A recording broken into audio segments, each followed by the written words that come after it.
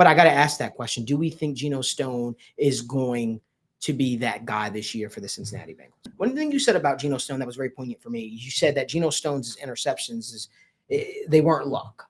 He always found himself in the right position at the right time, which added right to the thought process that maybe the defense was complicated for him last year, because once they simplified the playbook, we started seeing the numbers go up. He finished with how many interceptions? He finished with 4 interceptions, and a lot of those came down the stretch when the defense was simplified.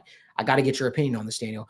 Being a guy that did a film breakdown on Geno Stone, so high on him coming from the Baltimore system, do you think that Geno Stone's best Bengals football is ahead of him? Oh, for sure. I think his best Bengals football 1000% is ahead of him. And I think maybe that's what, we should be looking at is, hey, maybe we don't have these crazy high expectations, because I did think that looking at who he was playing alongside in Baltimore helped out a ton. His elite speed, it just was not there in the running game. I think that we could see some very good things with him in coverage as the single high safety, as the last line of defense. I think that's where he's best. And he also showed late down the season that he made some big time plays in the run game as well. I forgot who it was, but it was a crosser, and he had one of the biggest hits of the entire season. So I think that his best Bengals football is ahead of him for sure.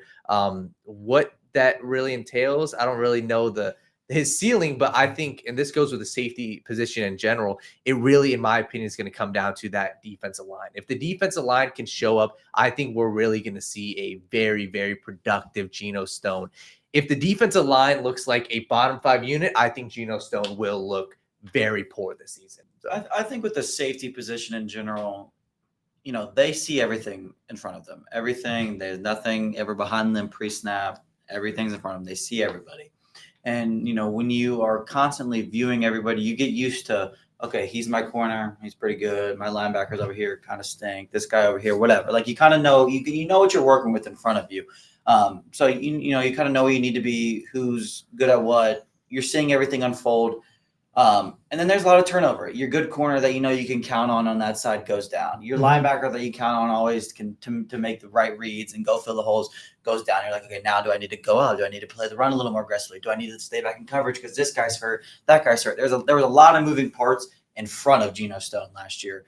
And obviously injuries piled up. That's the thing that's going to happen. That's a thing that can happen every single year, no matter what team you are. We just talked about Jermaine Pratt and how the linebackers were last year. They weren't very good. So now he's like, okay, I probably need to be a little more aggressive coming downhill. That's not my strength. I need to, take a step up. I need to think about it a little more. But now, oh crap, Cam Taylor-Britt's getting burned over here. Whoever's over here is getting burnt too. Now I feel like he was constantly kind of getting stuck a little bit, trying to make up for this and that, and just being able to play more freely at the safety position is hopefully that's something, it seems like something that Al has always kind of let his safeties do, which could be a great thing for him.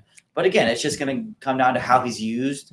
And I think that's kind of how the case is with all the safeties, because I think Jordan Battle's a hell of a player, but maybe Lou sees him better as that, that roamer versus Geno Stone, whatever it is. It's just, I think Geno Stone is a fine football player. I think he will not be as bad as he was to start the year. He probably won't be as good as he was to end the year, but I think he will be a solid player this year. I like the secondary with Al Golden and what he does with the safeties. I trust that to make Geno Stone more of an average player for a whole season instead of a super up and down, peaks and valley kind of guy.